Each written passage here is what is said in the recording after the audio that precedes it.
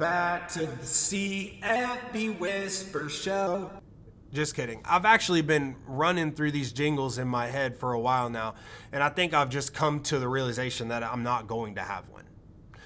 But enough embarrassing myself. Hey, everybody, thank you for joining me on this show this week. We have a jam-packed show for you. Of course, if you have tuned in already, you already know what to expect. If you haven't already, welcome to the show. Go ahead, do me a favor, do your good deed for the day. Go down there, like, subscribe, share, hit that ring notification so that you're notified every single time I release a new video. But damn, do we have a jam-packed show for you. And if you have tuned in before, you know what I'm about to say. If you have not already, the CFB Huddle, what's the play? That's essentially what we're going to be discussing.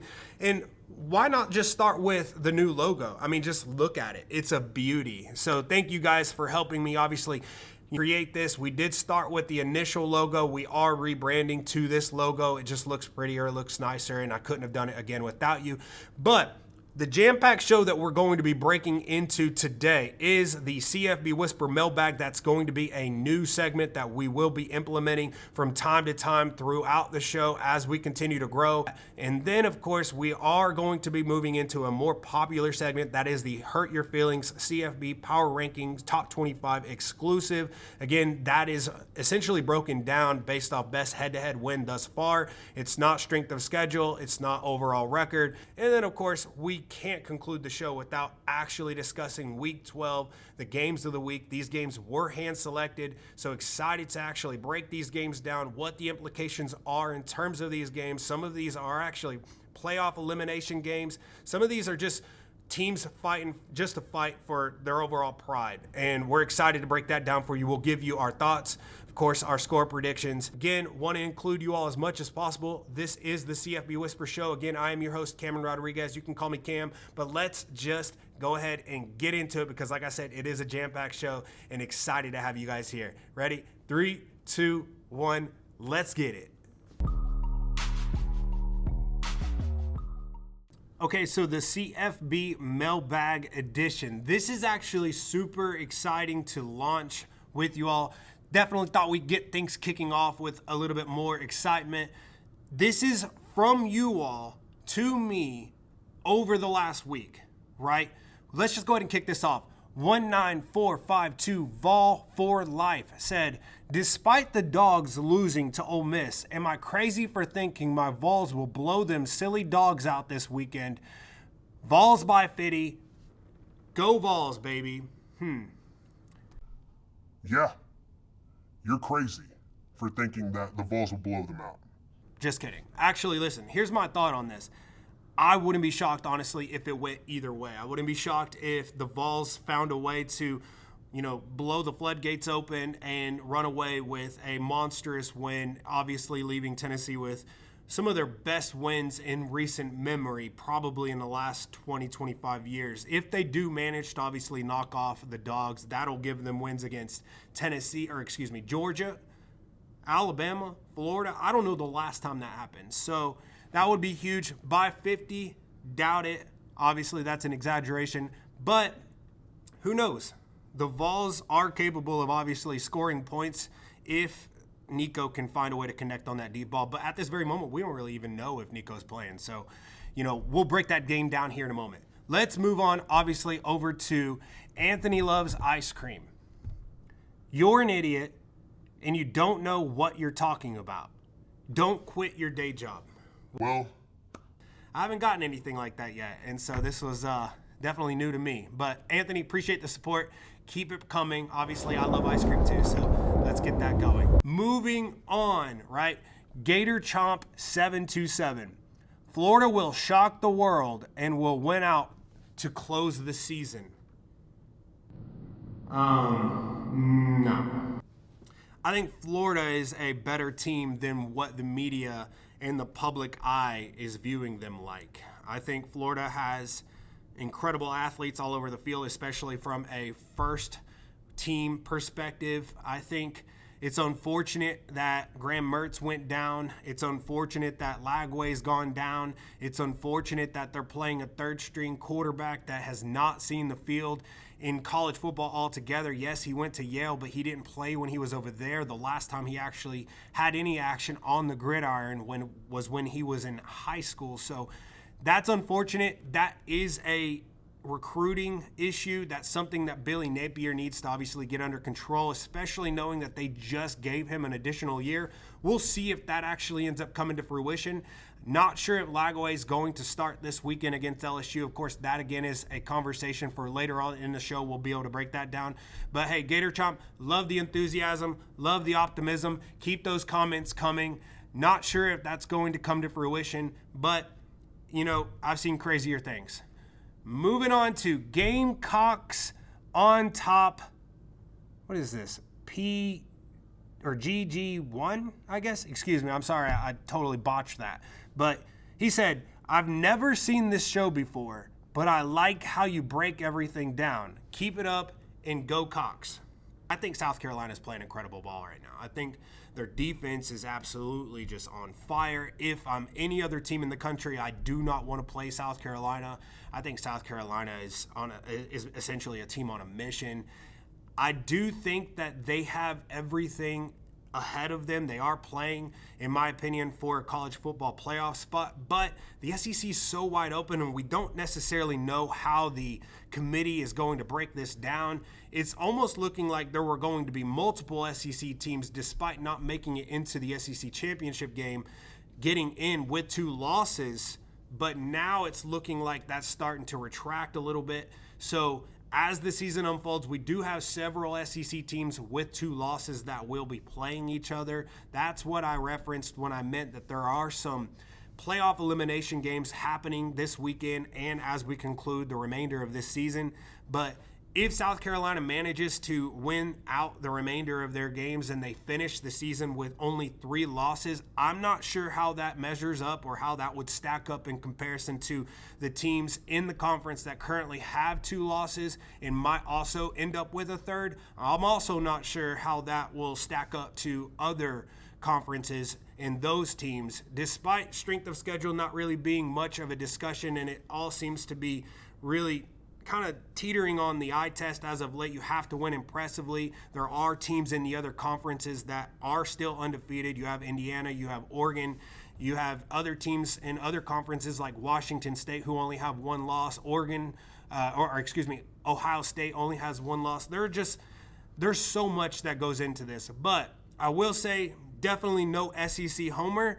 But if South Carolina continues to play the way that they're playing right now and Sellers continues to elevate his game like he's elevating it at this very moment, how could you keep them out? They're winning, and they're not just winning, but they're winning impressively. And if they win out, I still do believe personally that they are one of the best teams in the country, especially when you put that in combination to their defense. But listen, this is a new segment. This is something that I wanted to roll out to you all, re-engage with you all. Excited to obviously continue bringing this type of thing for you as we move forward, periodically, of course. If you have any comments or anything, let me know. But let's go ahead and move on into the next segment. Thank you guys again. Love the support. Let's get after it.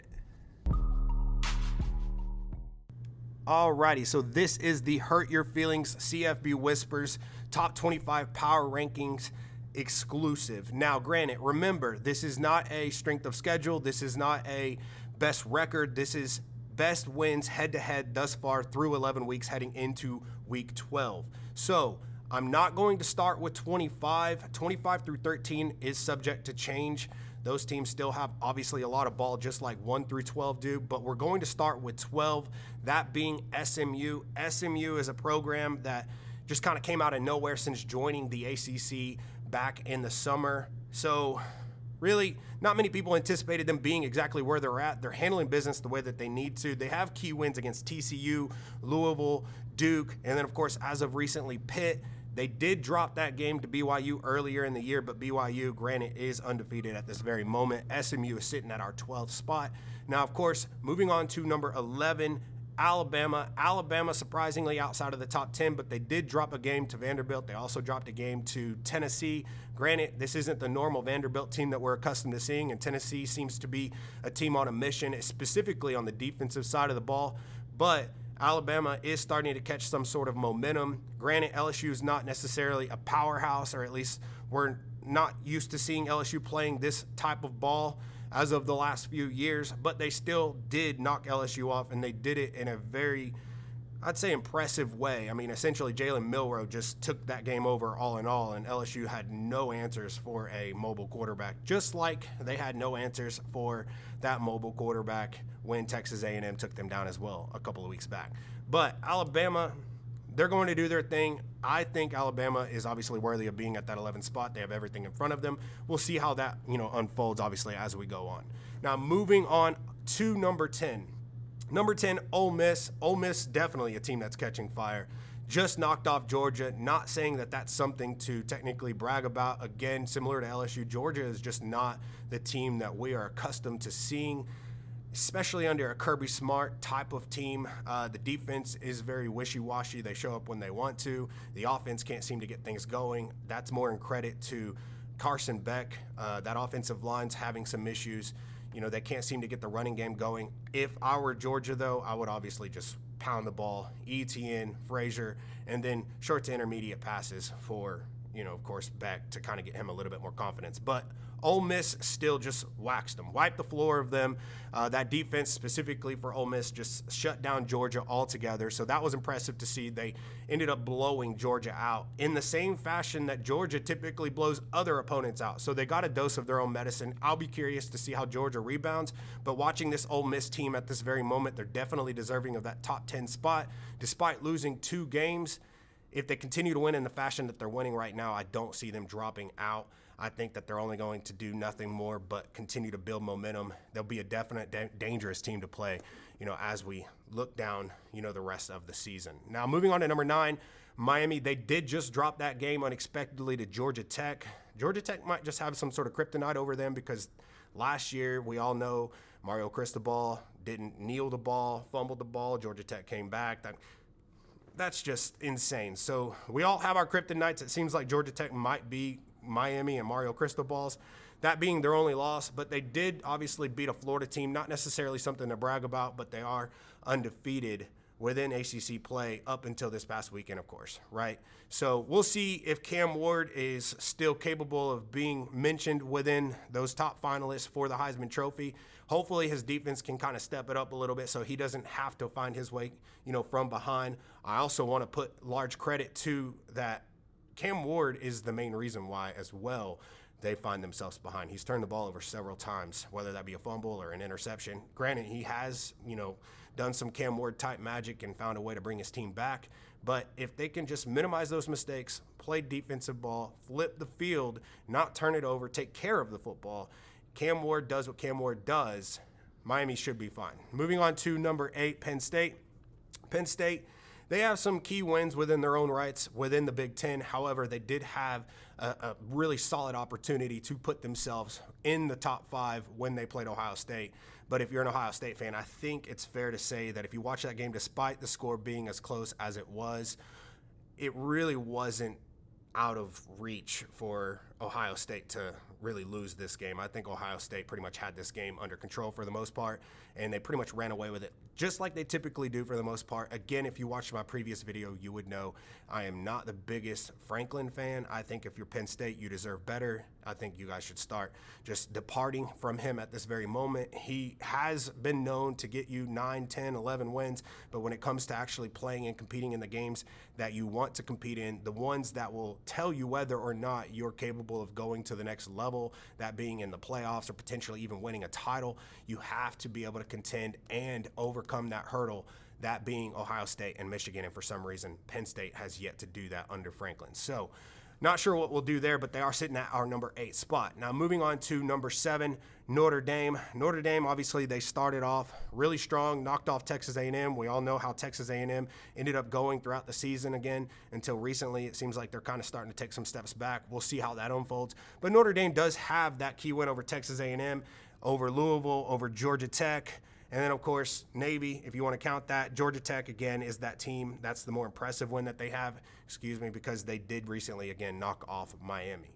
Now, moving on to, obviously, number 6, BYU. BYU is a team that it doesn't matter if they find themselves behind the 8 ball. They are the type of team that will just find themselves +1 by the end of the game, which I think is the actual recipe in what makes a great team an elite team. You have to understand the fundamentals of winning. And I think BYU, they never panic. They always come together. They have a good game plan. They believe in each other, and they find themselves on the upward trajectory. They are undefeated, obviously. They have really impressive wins over Kansas State, Oklahoma State, UCF, Utah, and then, of course, as you're aware, they're still undefeated. So they are sitting at our number 6 spot. Number 5, Indiana. Indiana, nobody anticipated Indiana actually being in contention for the Big Ten, but here we are. They are undefeated. Indiana has key wins over UCLA, Nebraska, Washington, Michigan. Now, it's going to be really interesting to see. They're obviously on an idle. They're on a bye week this week, which in my opinion is perfect timing. They're setting themselves up for arguably their toughest test yet this season, that being in Columbus, noon kickoff against the Ohio State University. We'll talk more about that game next week, but that one will definitely tell us everything we need to know about Indiana. They are currently sitting at our number 5 spot. Now, number 4, Texas. Texas is a little bit tricky to me. They did have that key win over Michigan, which at that time looked like an impressive win, but Michigan hasn't really turned out to be a team that's technically contending for anything of significance at this moment. That makes sense. The churn and the turnover altogether from that program a year ago from winning a title, from the coaching staff, head coaching wise, and then obviously the turnover in every position just about, and them also not being notoriously known for recruiting at a high level. They're more so known as a program that just develops their players over a course of time and they play as one.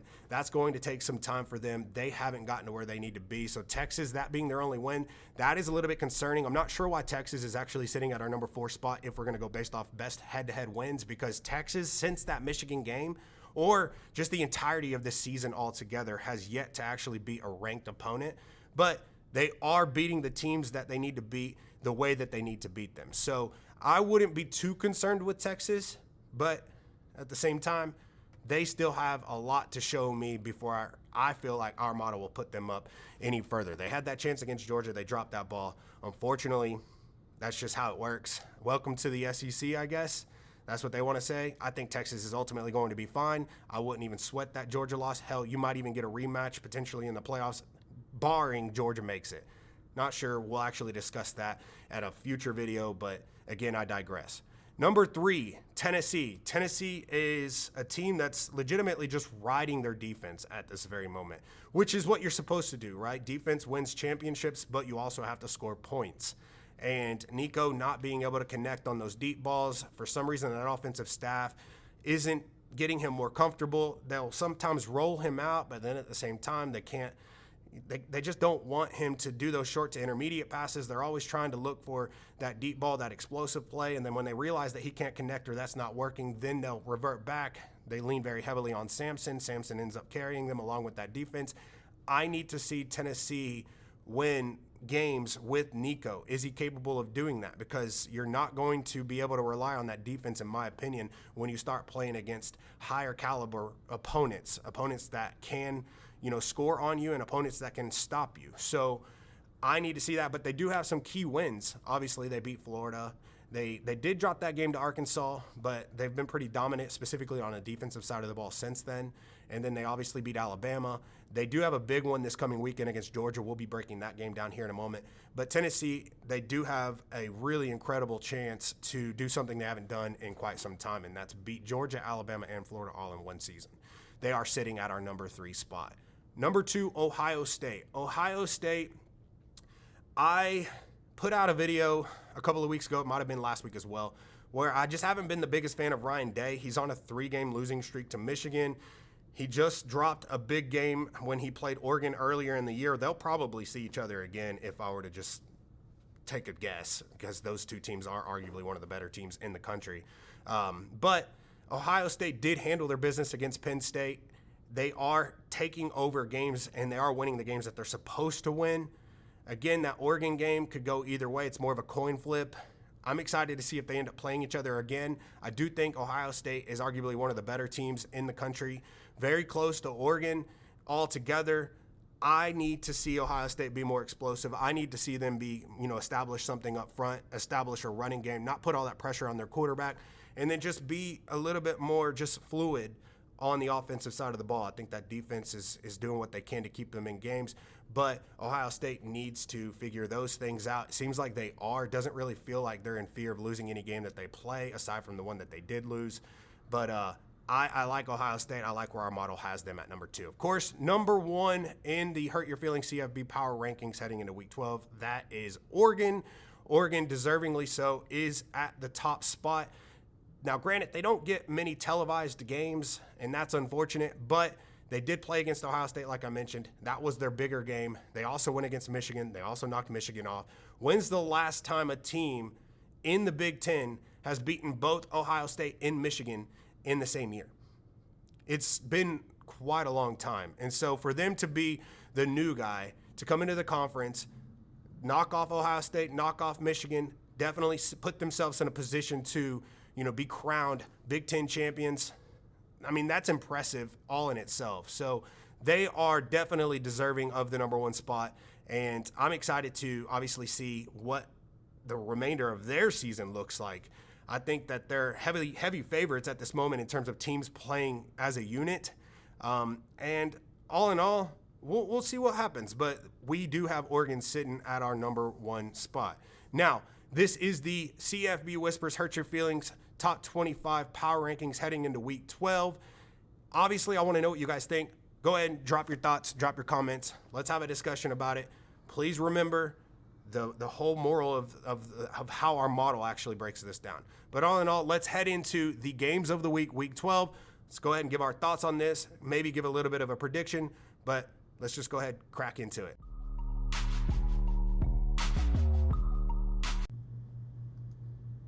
All right, so welcome to the Week 12 CFB Whispers Pick'em edition.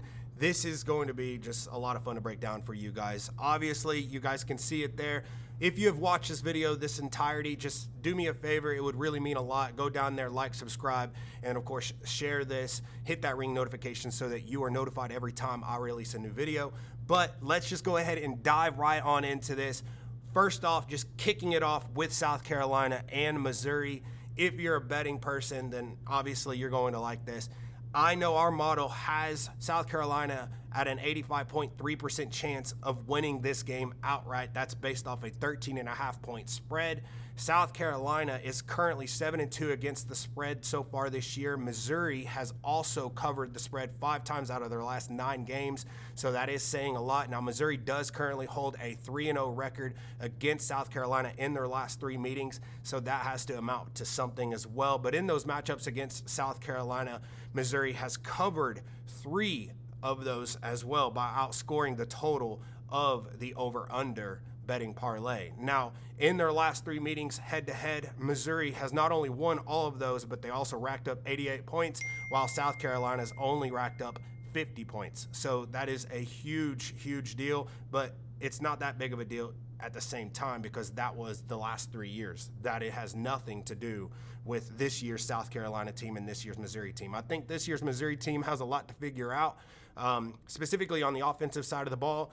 I'm not really sure if that's going to come to fruition. They do have a lot to fight for, and there still are playoff implications on the line. It's just with South Carolina playing, in my opinion, not some of the best ball that they've just played as a program under Beamer in the last few years, but they're playing some of the best ball that we've seen in all of college football over the last couple of weeks, specifically on the defensive side of the ball. So with that being said, obviously, Sellers coming out of nowhere, you can see the upward trajectory that he has. He's coming into his own. It's been impressive. And you combine that with the defense, go ahead and give me South Carolina to cover that 13.5 point spread. I just don't think that Missouri has quite figured it out enough for me to go with them. I would like to think that Missouri is fighting, but I also understand that Missouri is not going to just be able to handle that defensive pass rush when they have questions at the quarterback position. Now, moving on, obviously, to the LSU and Florida game. Now, LSU, they've pretty much had Florida's number. If you're a Florida fan, you know this. If you're an LSU fan, it just seems like LSU always finds a way to win this game. Florida could have their best team, that being back in 2020, at least as in recent memory, when they had Kyle Trask, Trayvon Grimes, Kadarius Toney, etc., Freddie Swain, and then, of course, still find a way to lose that game. We all know that as the Shoegate, where Marco Wilson threw that shoe, and it just seemed like ever since that day, Florida has not found a way to overcome this LSU hurdle. Now, LSU, again, they have won 3 games against the spread this season. But Florida has won 5 games against the spread this season, and they've covered 4 times. So, I mean, take that as you will. Really, both teams aren't headed in the most positive direction. If I were to just be very frank, if you're watching both these programs, you actually understand where I'm coming from. But the last 3 times these teams have squared off, I mean, really, not only has LSU won, but the scoring has also gone over the total in terms of what Vegas seems to think. Now, over the last 3 times head-to-head as well, LSU has put up 146 points, while Florida's only put up 112. So, again, not really too close there. I do think that LSU has a lot to play for. There are a lot of questions around Brian Kelly in the future, in terms of him, returning or not. That's not really so much of a hot topic at this very moment, but I do know based off the people that I follow and then obviously my sources down there in Baton Rouge, they are not happy. They did not bring Brian Kelly in to only win 8, 9, 10 games. They brought him in so that they could contend for national championships year in and year out, and he's just not delivering. I think Nussmeier has a ton of questions at this very moment. I think Florida and Ron Roberts, they're going to be able to do enough defensively despite their depth issues to kind of mix things up, mix coverages up, kind of confuse Nussmeier a little bit. That's exactly what Ron Roberts is accustomed and known for doing anyways. That's exactly what Nussmeier is known for struggling with. He is very, very lethal and can pass the ball all over any defense, but he does tend to get a little trigger happy. He tries to squeeze the ball, and when he gets pressured, he starts to commit turnovers. And we all know as a quarterback, the most important rule is to protect the ball at all times and put your team in a position to score points. And unfortunately, it seems like Nussmeier started out the season that way.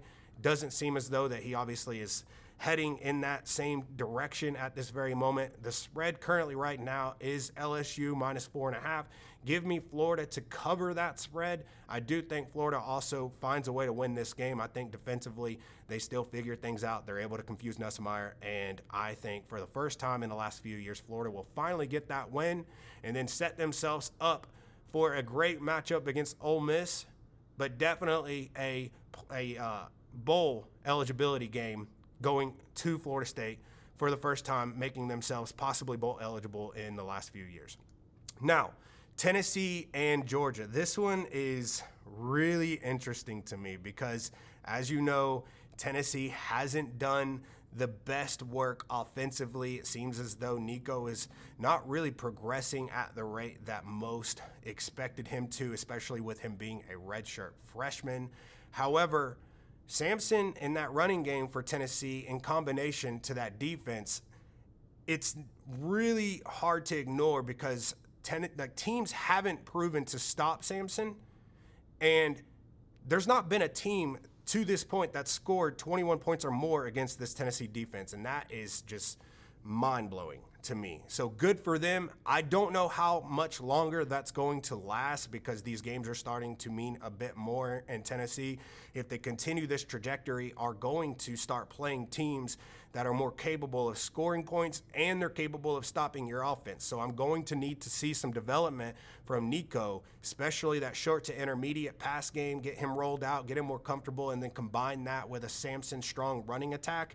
And then, of course, that defense still playing lights out. Tennessee does have a bright future, but we just can't. And I say we as in myself, I know Georgia has not looked like a Kirby Smart Georgia team that we're accustomed to seeing, but I also understand that you can't bet against Georgia when you look at that roster overall.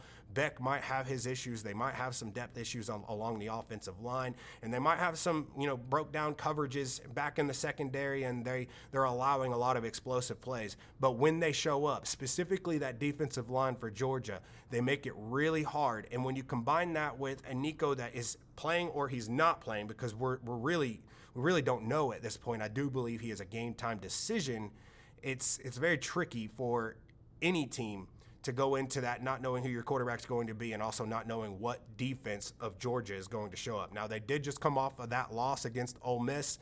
We all understand this week being hell week. I would not anticipate anybody wanting to play Georgia after a loss, especially in Athens at night. Georgia hasn't played a home game in nearly a month, so I know that they're looking forward to this. This might, in fact, be the game that Carson Beck decides to turn it around because he is more comfortable with it being a home game. Maybe that offensive line needs a little bit more of a stable environment so that they can, communicate with each other and start getting that, ball rolling and that offense rolling more smoothly.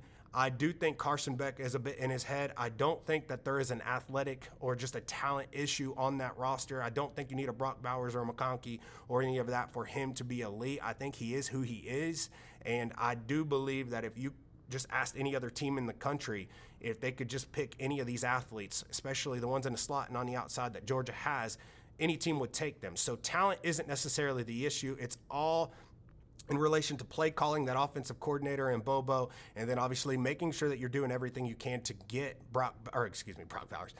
Carson Beck comfortable. That is what's most important to me. If that defense shows up, Nico doesn't play, I don't really see it going Tennessee's way, but I could also see a side where Tennessee could just blow this open. Nico possibly plays, connects on some of these explosive passes that he's been just missing throughout the season. And I don't think if that's the case with what we've seen thus far in Carson Beck and this Georgia offense, I don't think that they're capable of coming back. But if Georgia gets a fast start and that defense shows up and Nico doesn't play, it could also be, flipped the other way around. I will go ahead and take Georgia. I'm never going to bet against Georgia, even with Tennessee showing everything that they're showing right now. I know a lot of people don't want to bet against Tennessee, especially seeing what we've seen from Georgia, but I can't there's something about the respect that I have for Kirby Smart and this program. I can't get past betting against him when that team has come off a loss. They understand that even if they win out, there's a large possibility they might not even still make it into the playoffs. So I think not only does Georgia have to win this game, but they have to win this game convincingly.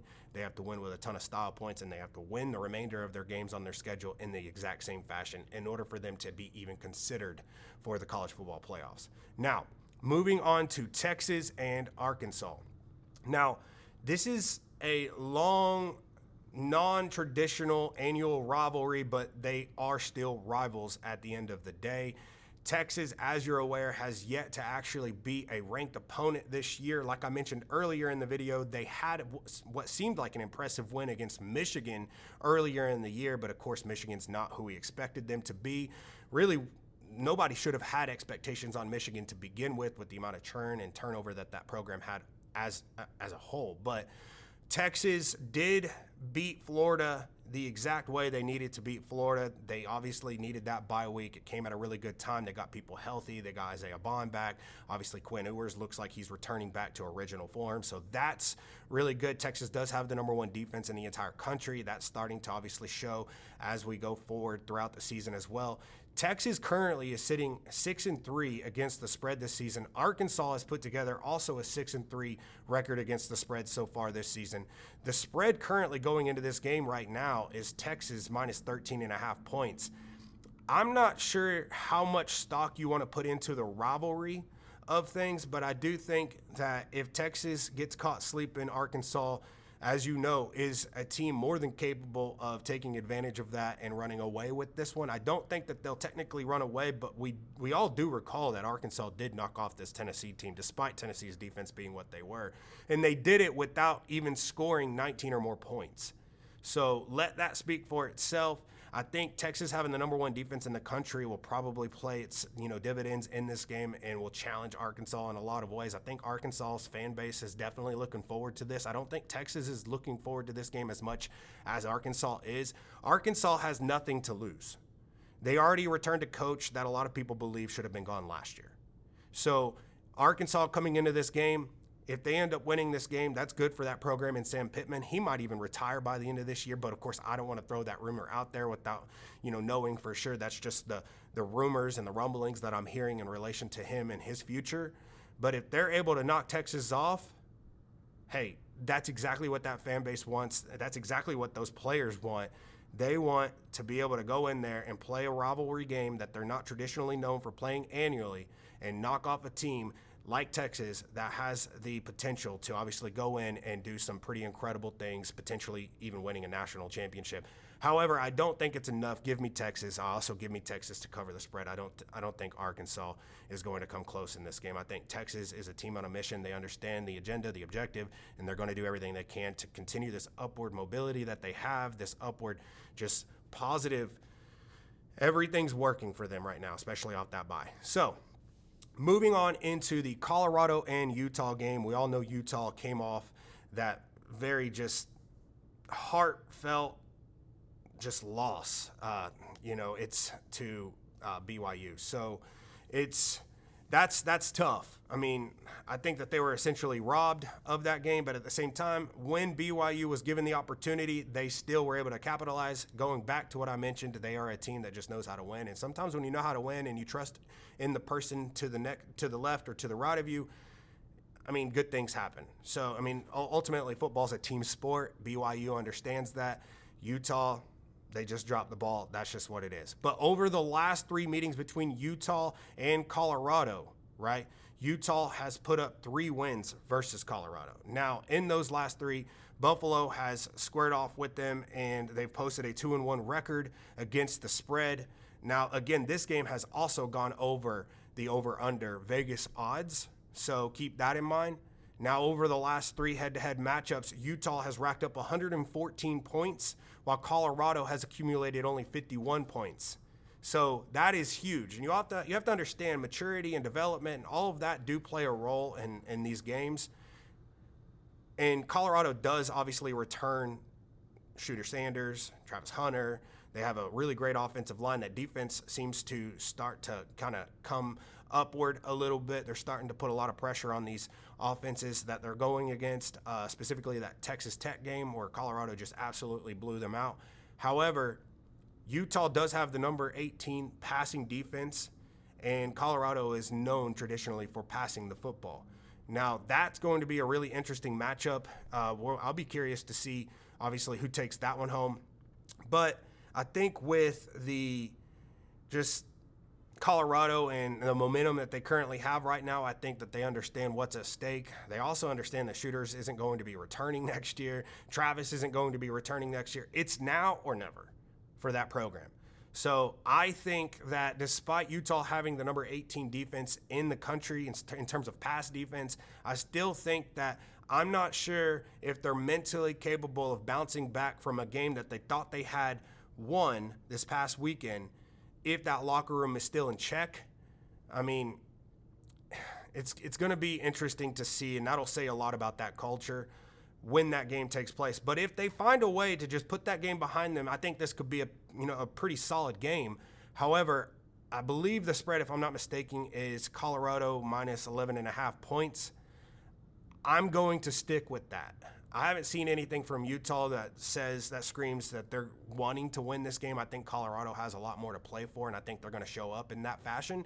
So give me Colorado to beat Utah for the first time in the last, 2 years, I believe, because they are 2-1 against Colorado. So Utah is. I will take Colorado minus 11.5. You can book it. And of course, I believe that really wraps us up right now for, our pickems heading into week 12. I'm super excited, obviously, to have you guys. Thank you guys. If you watched the entirety of this video, it really means a lot. If you don't mind, again, if you haven't already, show some support, show your love. I do this for you. I'll go down there, like, subscribe, share, and then, of course, hit that ring notification so that you're notified every time I release a new video. But We have an incredible week 12 ahead of us. Can't wait to obviously recap all of this post the weekend. If you have any questions, comments, make sure to drop them down there. I can't do this without you, and I obviously appreciate your all's feedback. We're going to be doing that mailbag segment as we continue. But all in all, let's have an incredible week 12. Thank you guys again for joining me on this show. And I am Cameron Rodriguez, the host of the CFB Whisper Show, and I am out. Have a good weekend, everybody.